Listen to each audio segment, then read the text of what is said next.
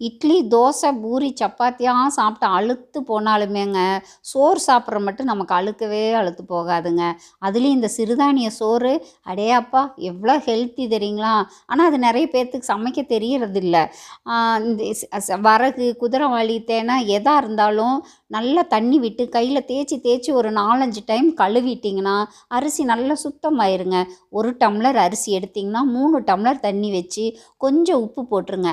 தண்ணி கொதித்ததுக்கப்புறம் நம்ம கழுவி வச்ச அரிசியை நல்லா போட்டு நல்லா கொதித்து சுண்டி வந்ததுக்கப்புறம் கேஸை சிம் பண்ணிவிட்டு தட்டு போட்டு மூடி ஒரு 5 நிமிஷம் விட்டுட்டிங்கன்னா சாதம் நல்லா பொல பொலன்னு வெந்துருங்க.